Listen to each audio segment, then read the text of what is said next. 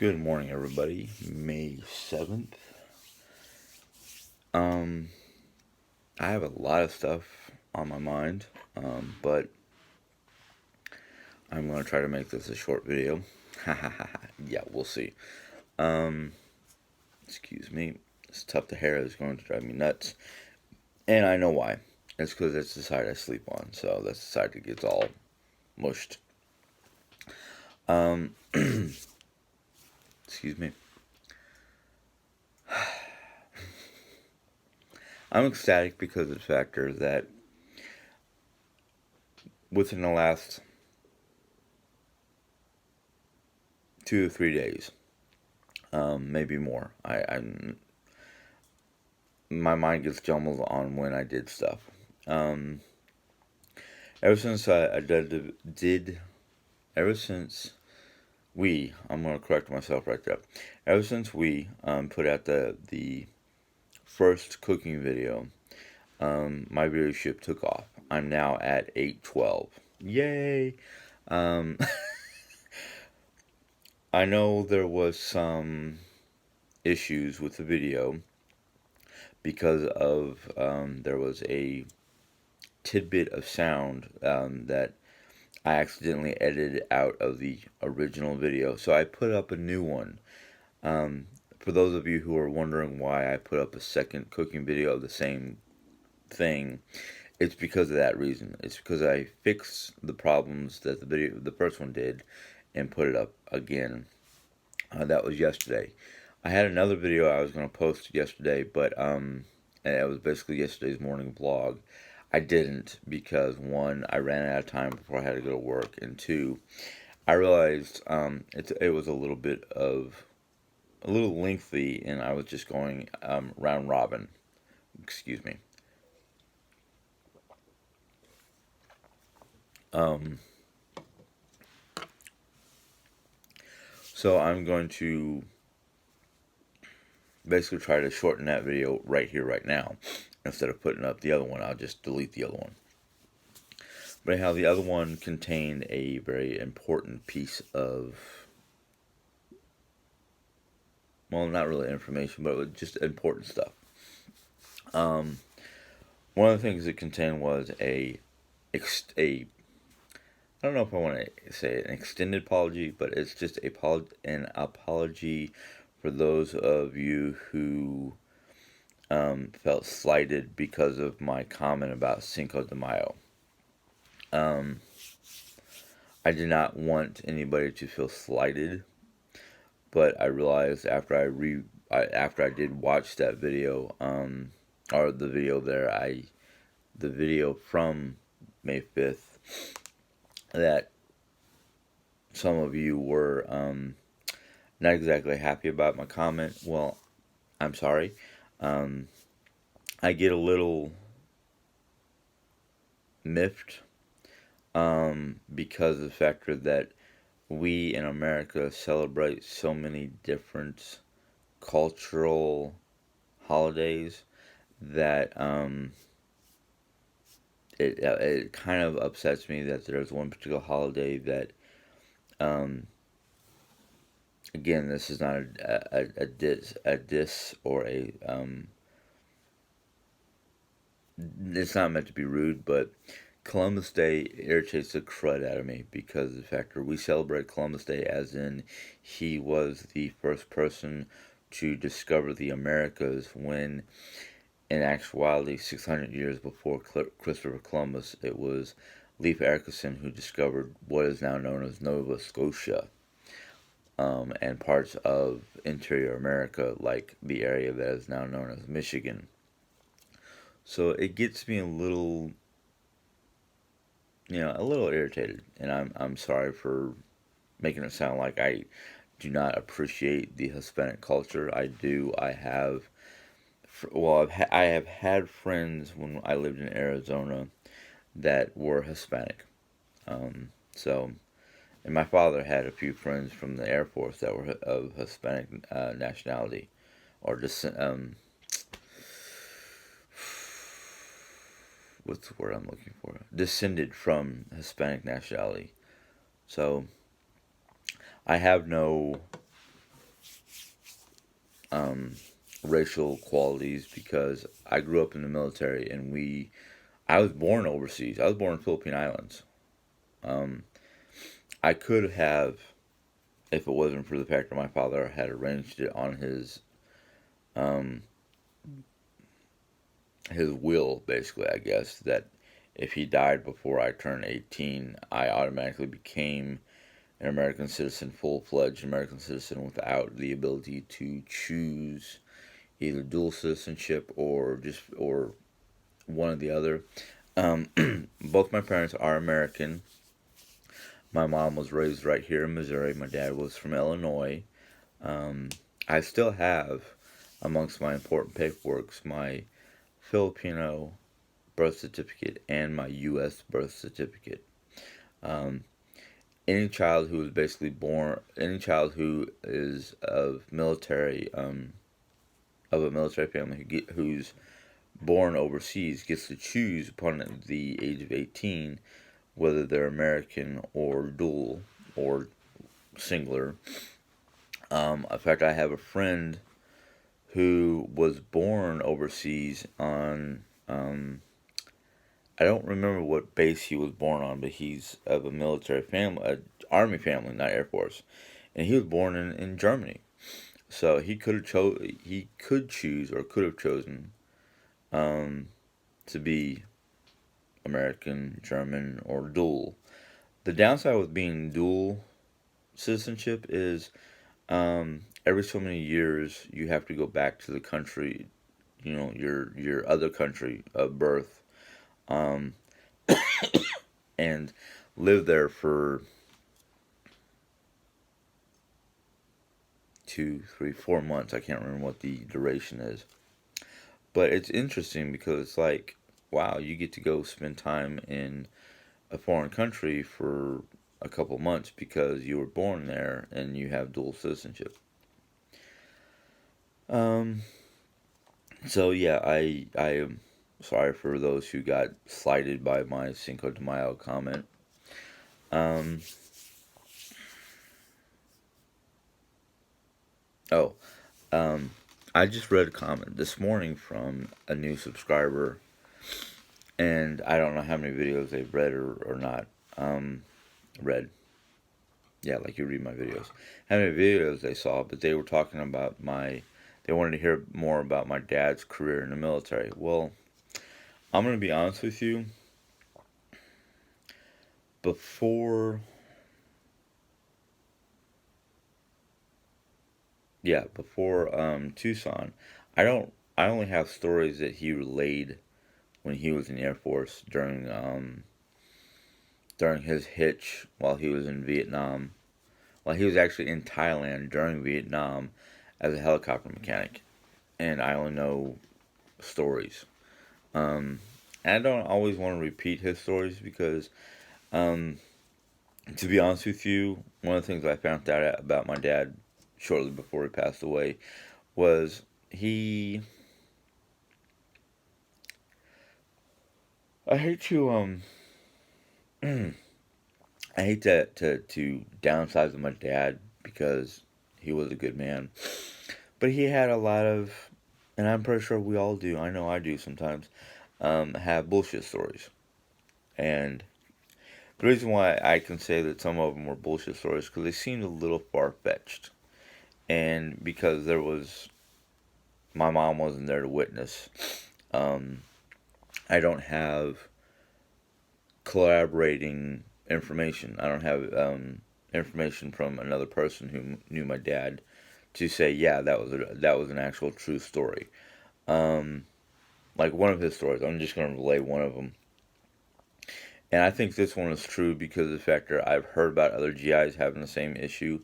Is when he was in Thailand, they used to say if you see a soldier or somebody running down the tarmac, which is basically the runway for those who don't understand military jargon, if they are like running in a Z or S pattern, to jump in a jeep and go get him because he's being chased by a cobra or one of the many different poisonous snakes in Thailand. And I've heard stories that people do that. So I'm like, okay, that one, yeah, that one I can basically see happening. You know, some of them, like I said, some of them that I will tell you, I have found evidence that, yeah, that could be true. That could have happened. Um, so, but some of the other stories about, his time in Thailand are just kind of like, I can't find evidence to say yes or no. So I don't know. Um, but I can tell people, in fact, I think I did vlogs earlier on when I was doing my life vlogs where the time we had in Germany, um, the stories that my mom would um, confirm from Tucson and my faded memories of Arkansas. Um, my father retired from the Air Force in '84 in Phoenix, Arizona, and after he retired, he got a job with Hughes McDonnell Douglas, helping build the Apache, and then he passed away in '87. Yeah, because it was Aunt Helen in '85, Grandma, Dad, and Aunt Kay in '87 or '86. I'm sorry. Dad passed. Yeah, everybody passed. Helen died in '85.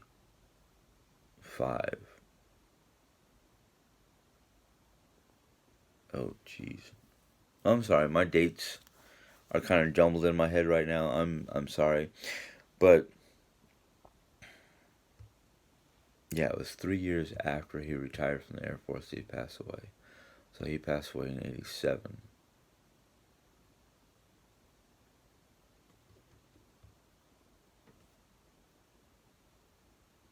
Yeah, because was it 87, 88, 89, 90?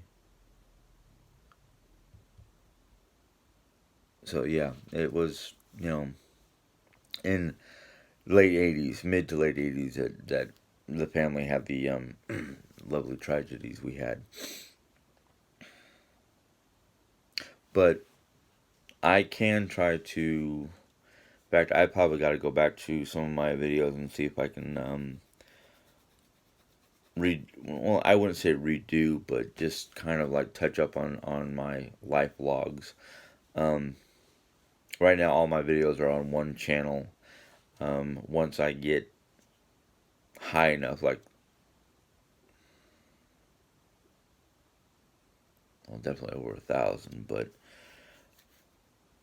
once I get to a certain point where I have to make sure these videos are 15 minutes or less, um, which will be after I hit 1,000, um, I might do a separate channel, but I don't think so. I'll just have to cut my videos into parts. But I um I have to learn how to try to cut these videos down, make them short, or just make them in parts. I just gotta watch this little. There's a little timer up here at the top that tells me how long I've been talking, and I'm already reaching the 14-minute point. But yeah, I'm not one to always put down another um creed or culture. I might be a little down on some religions, and I don't mean to like be belittling the religion, but it's more like my point of view or what I've discovered through historical accounts or whatnot. Because I'm an avid reader. I like to study stuff. Well, I used to be an avid reader. I don't always have the mental capacity, not the time. I've always got time, but I don't always have the mental capacity for reading. Um, and that's usually because of the factor of what's going on through my head or what disturbances are around me. I know I probably should spend some quiet time, like I do in here, doing more reading. Excuse me. So, those of you who know from watching my videos, I have a particular author that I've been reading throughout my life, throughout high school. Um, Now, y'all know that this particular author wrote a series of books, and I first discovered her books way back in high school. I'm sorry for me not paying attention to the camera. But, oh, I'm trying to get two of her books out so I can show them to you. The first book that got me started reading hers was actually book number 4 out of the 4 that she had at the time. But, this was her very first one. I'm sorry that the price tag is still in the way, but it's Phantoms. It's called Phantoms Afoot, and she got me out of a rut with her books. Mary Summer is her name, and she is, or it became, I should say. I don't know if she is or was or what, but she, like me, I wouldn't say disturbed, because that would be the wrong word, but she was going through troubled times, which, I mean, a lot of us do, and well, I shouldn't say that. Scratch that. I don't remember her past that well because it's been, oh my goodness, it's been 30 years since I actually started reading her first book. Because I started reading her first book in high school, and that was 30. Let's see here. I'm 48 now. Got out of high school around 18. So a little over 30 years ago.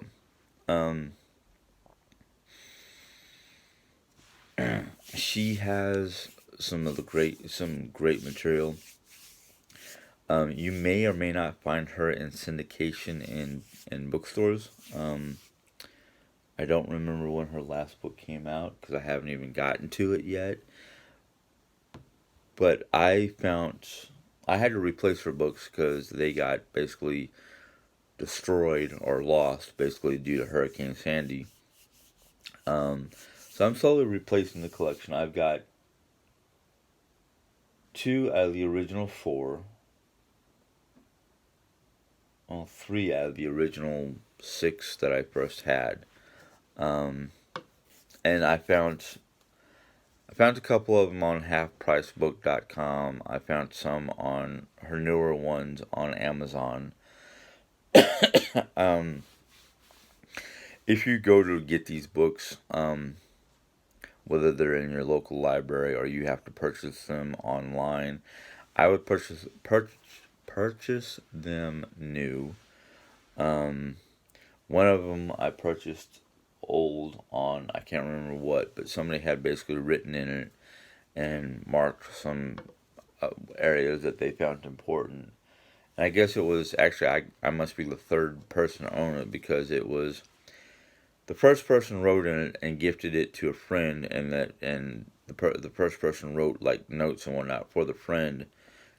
And I guess the friend decided they didn't want it anymore or something, and then I got it.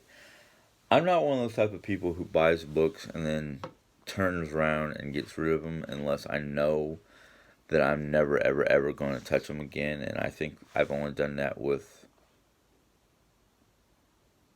3 books. Um, but yeah, like I said, most of my books that I originally had got lost in Hurricane Sandy. I'm thankful to reclaim some of those books. I'm still looking for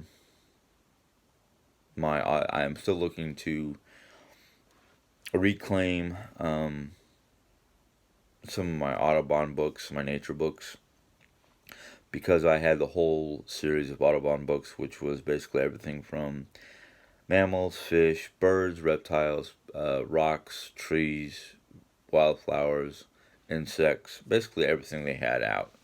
Um, my wife was kind enough to find and purchase me a Birds of the World book, which I don't think I ever had. I think most of the books I had were American Animals or Audubon, the Audubon Society books. And um,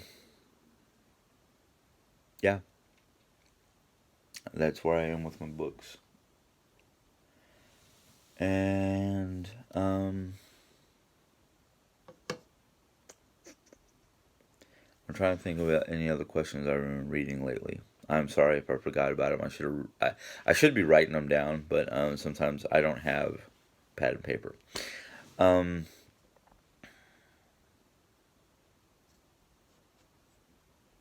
yeah, I think that's about all the questions I remember.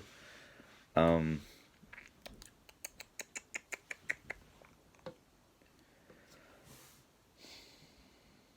well, that's all the questions I remember off the top of my head, I am going to switch to what I normally try to do on my videos.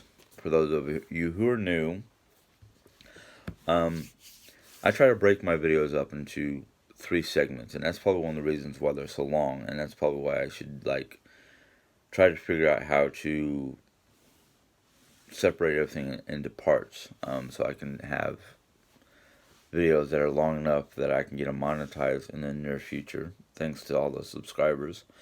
Um,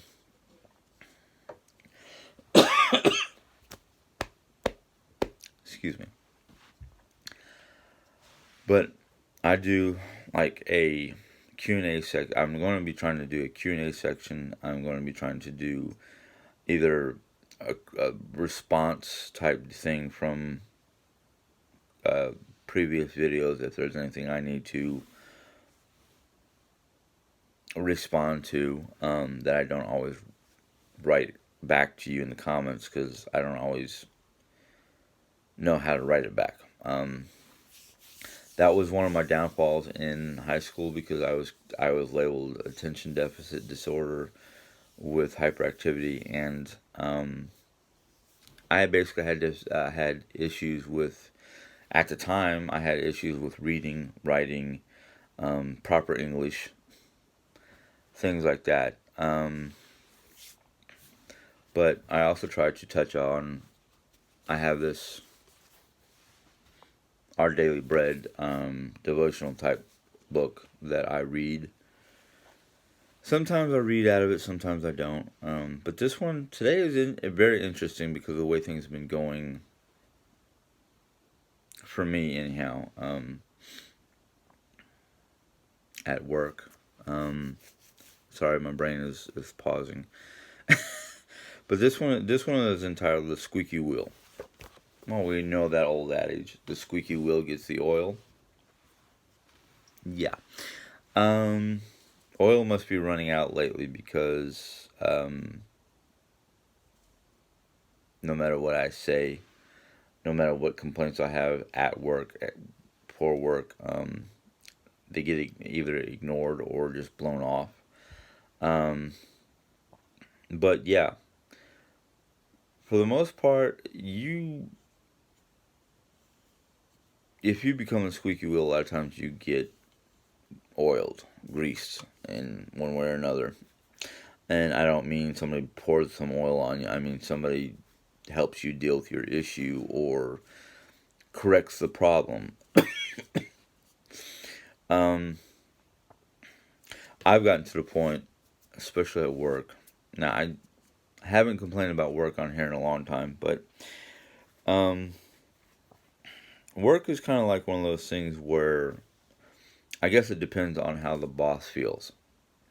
Because one day could be a good day and everything gets done and everybody works like a well oiled machine. There are other days where some parts have to work more than other parts. There are days, especially now that here in Rolla, Missouri, um, now it's probably happening throughout the whole state of Missouri because it's not just Rolla issue; it's a statewide issue. The governor of our state has decided, as of Monday, this past Monday, that businesses can start reopening and whatnot as long as one they're basically now mandating that everybody who works has to wear a mask, even though there are people at my job who ignore that and don't want to wear the mask. That's fine and dandy. You'll be the typhoid Mary. That's the only way I can say it.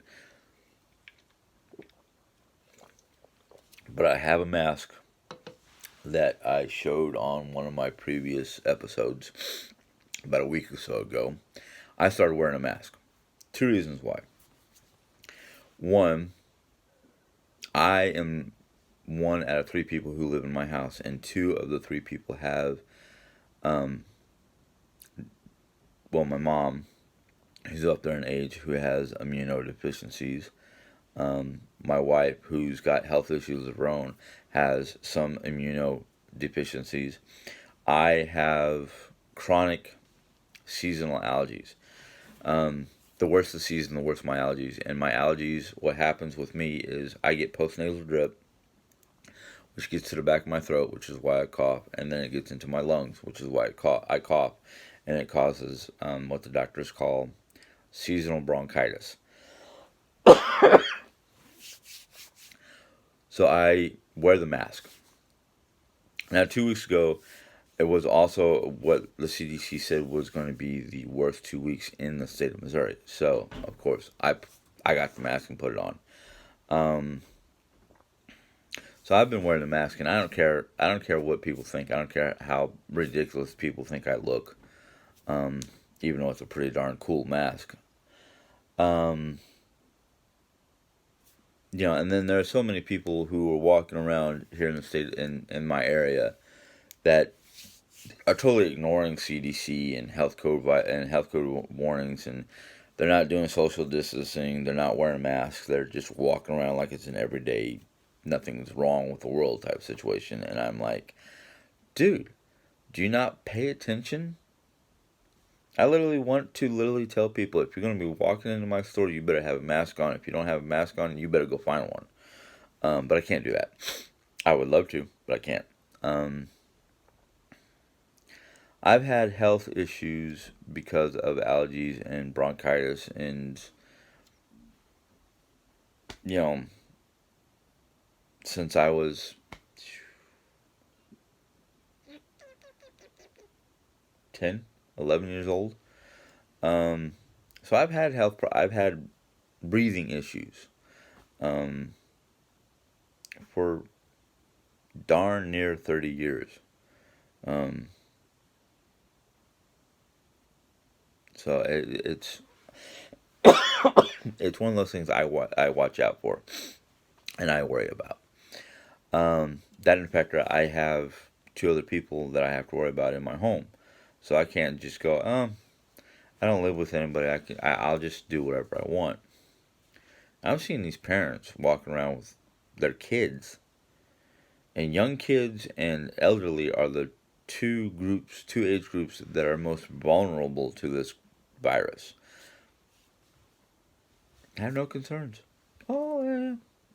We're just gonna go out for go run to the convenience store, no mask, no nothing, for whatever. And then I see elderly people with masks, but I also see elderly people without masks, and I'm just like,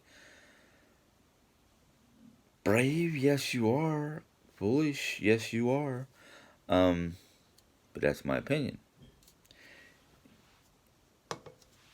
But my job, and I've had this issue here in Missouri especially, It seems like, and this could be everywhere, I just notice it more here than I did anywhere else. And I've worked in New York, I've worked Yellowstone National Park. Here in Missouri, it's like there's very little to no teamwork. Um, One crew will leave messes for another crew, but if that other crew leaves a speck of dust on a counter overnight, it's a travesty. And I'm like, I'm 48 years old. You're what, 20 something, 30 something, and I'm running circles around you, and I've got lower lumbar issues, herniated lower lumbar disc, I've got knee issues, I've got ankle issues. I'm starting to get issues in all my joints, and that's probably because of the onset of some form of arthritis. Um, and I'm still breaking my back, doing my job, bending over, lifting crates of product. Mostly, well, yesterday was yeah, an alcohol delivery. So I had to put away the alcohol. I had to literally go into the beer cave and fix it because it was basically people were just taking stuff that they could have packed out and put on the shelf properly and just throwing it on top of a pallet so it's not sitting on the floor. You know, it's like, really, this would be easier and neater if people would pitch in and help out and do the right thing and not just throw it wherever they want to. You know, it's annoying, very annoying, because then I have to come in and hear or read from the boss what wasn't done or what's out of order or what's not being done properly, and I'm like, I'm one person out of a dozen, and I'm the only one who's paying attention to stuff and feeling like it's a direct assault. When, according to the supervisor, it's not a direct assault towards me alone. It's for everybody to read and do. And I'm like, but I'm the only one who seems to be reading it or doing anything. So, yeah, that's all I'm going to say about that stuff. I don't like really getting into. There are three things I don't like to talk about on this, for a multitude of reasons. Um, One, they get me fired up, and I get on a rant, and I lose myself. Two, it's subject matters that get a lot of um, different replies or different comments, and some of those comments are not really positive, and I'm just tired of people jumping on the negative bandwagon. I really am.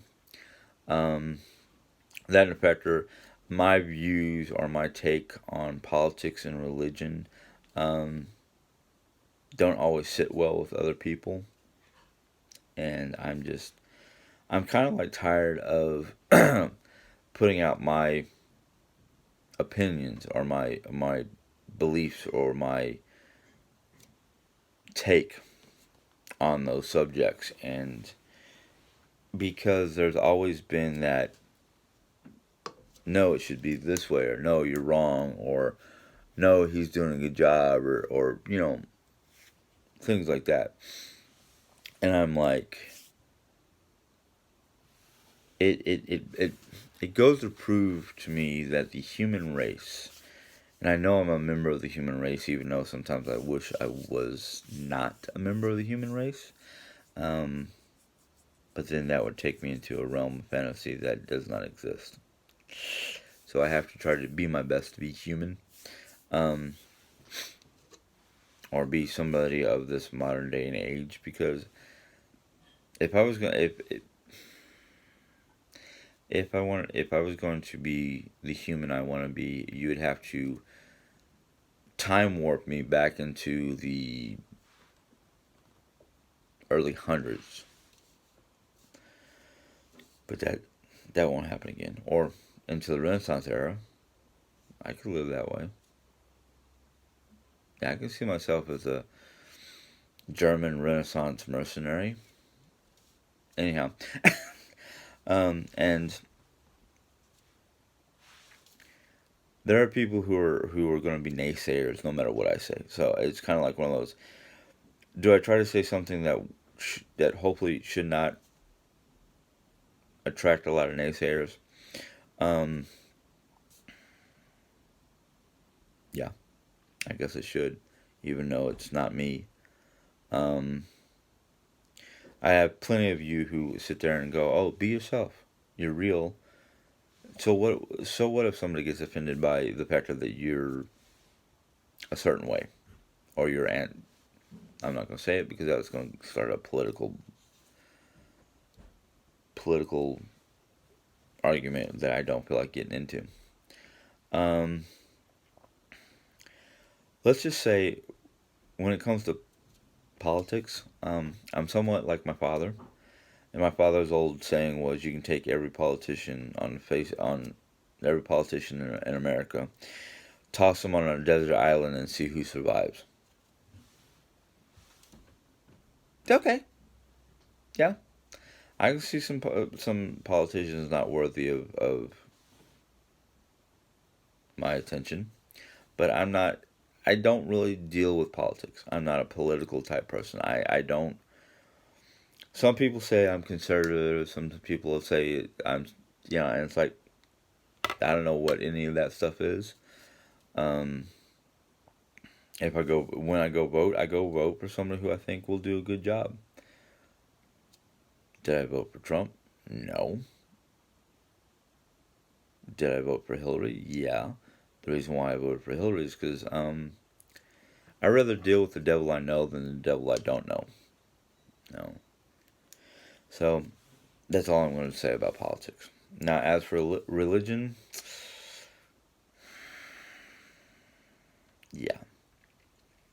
I will tell you this much about religion. I have read or studied enough about and I mean every possible religion that you can read on, including Taoism, Buddhism, Mohammedanism, Jew, Jew, the Jewish religion, Catholics, Protestants, Christians. I basically read every religious text, and I don't mean just mainstream Christianity. I mean the old school. I mean all the old school religions that you can read up on. I've read them. I read about Wicca. I read about shamanism. I've read about Druidism. I read some of the as much of the possible information I can find on the old Nordic religion or belief system. I don't say that I'm non-Christian. I don't say I'm pagan. I don't say either way because, and I think I've talked about this in a different vlog. A lot of the modern day Christian holidays, Easter, Christmas, Halloween,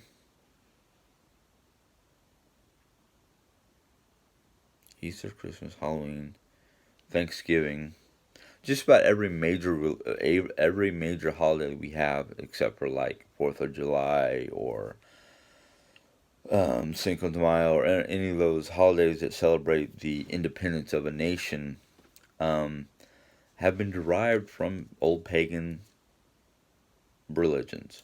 We just gave it a bit of a twist for Christianity. Um, the egg, the rabbit, those were druid symbols for various religions or various aspects. Um, Halloween is basically,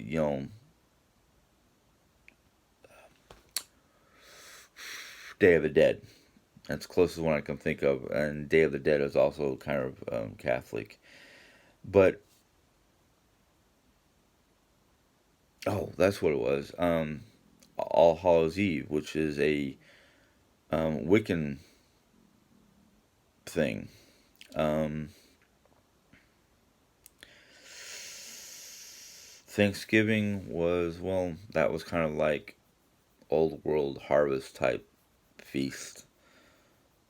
Feast of the Harvest. I forgot what it was called. And then Christmas, the Christmas tree itself. That was an old pagan symbol. I'm not putting down our modern day Christian um, holiday beliefs and representation, but one, Jesus was not born Christmas. He was born in. If you look at the constellations and the stars that they talk about, those constellations and stars are out and visible during summer. So he was born more around June than December. um, Easter, his resurrection. They don't give enough information to say exactly when it was, but we celebrate it on Easter. Um, Now Christmas, or December 21st, is also the winter solstice. That's a pagan thing. Um, Easter, that didn't really fall on the spring solstice. But there's an expert out there. There's a couple experts out there, and I can't remember their names or whatnot.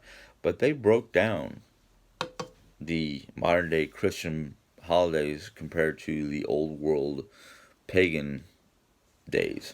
So it's one of those things where it's like history. Take history for example.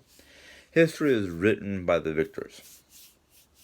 The history books will never ever, or I shouldn't say never ever, but very rarely have any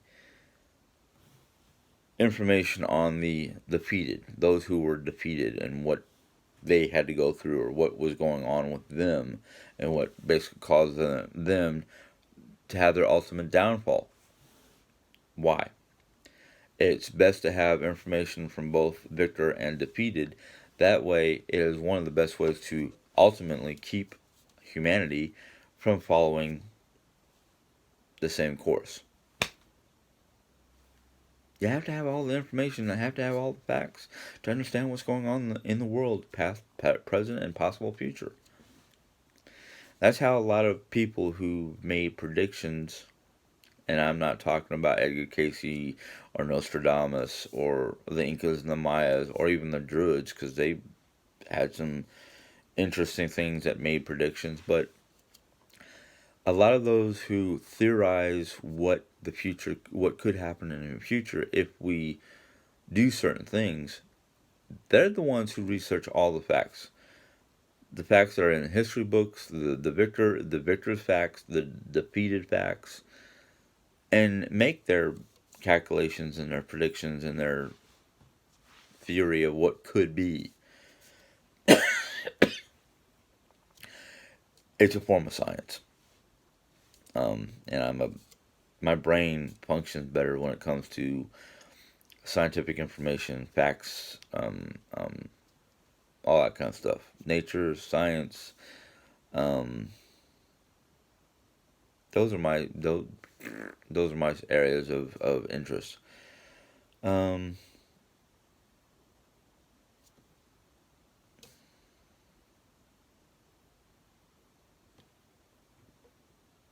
okay. Um, Anyhow, it's who I am. I don't, in my mind. Now I know Jerry Ann and a few other people have tried to point out my, not my faults. What category I fall into under a label. I've never been one for labels. I've been labeled. I was labeled dyslexic. Okay, I worked around that. I was labeled slow. I worked around that.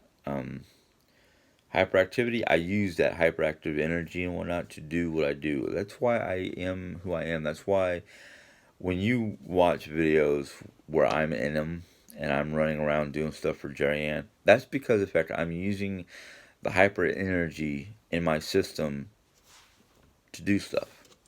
That's why I am the way I am. I move around a lot. Um,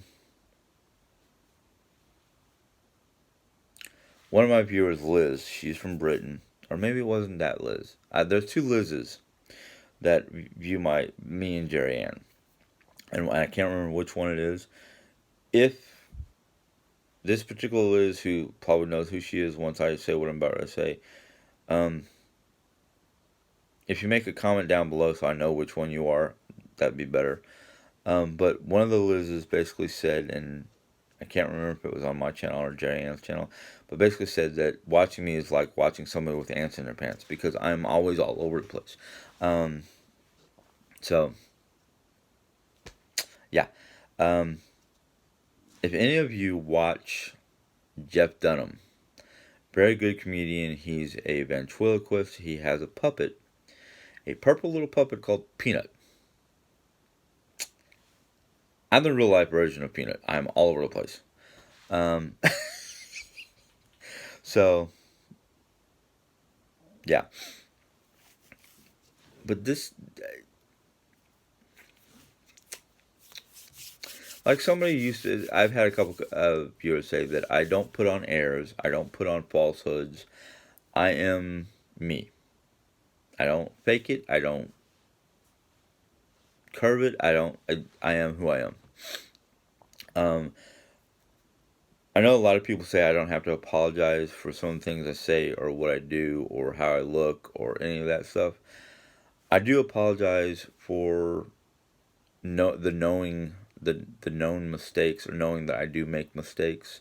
Um, the one mistake that I really apologize for in this video is I have two viewers that were slightly, or they were basically hurt by the fact that I made a comment towards Cinco de Mayo that they didn't appreciate. Well, I'm sorry. I am sorry to the factor that you felt hurt.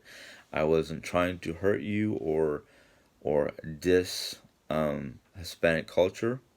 Far from it. I love some of the Hispanic food. I mean, I love chimichangas and tacos and fajitas and I love different kinds of foods. I'm not gonna stand up and show off my 48-year-old gut. Um, some people call it a beer gut. It's not really a beer gut because I don't drink that much beer. I'm not. I'm a wine person. I like my mead, which is honey wine. But no, this is a combination of getting older and eating the way I used to eat when I was younger. And I tell you, there's very few dishes that I won't eat. Well, actually, I'll take that back. There are quite a few that I won't touch. I mean, I love Hispanic food. I love spood. Spood. What's spood? I don't know what spood is. What is that? I love food that had. I was gonna say spicy food. It came out spood. Yeah. I love spicy food. I love my heat in my food. I mean, I don't go crazy. I mean, I will eat. I don't like jalapenos. I don't like peppers. I like the flavoring, but I don't like eating them directly. I've had, well, when I worked at Taco Bell, we had four different sauces that went on to the food. We had the creamy jalapeno, not yeah, the creamy jalapeno sauce, a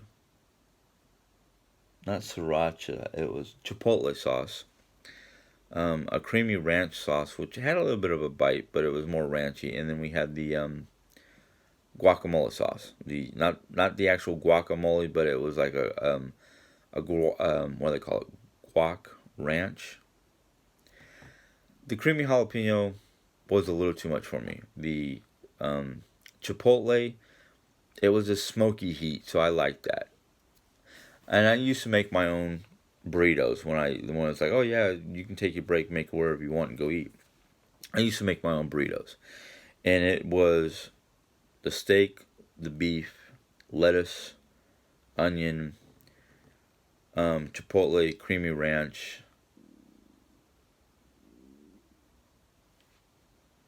Yeah, I think that was the bulk of it, and I would basically go eat it. Messy as all get out, but it was delicious.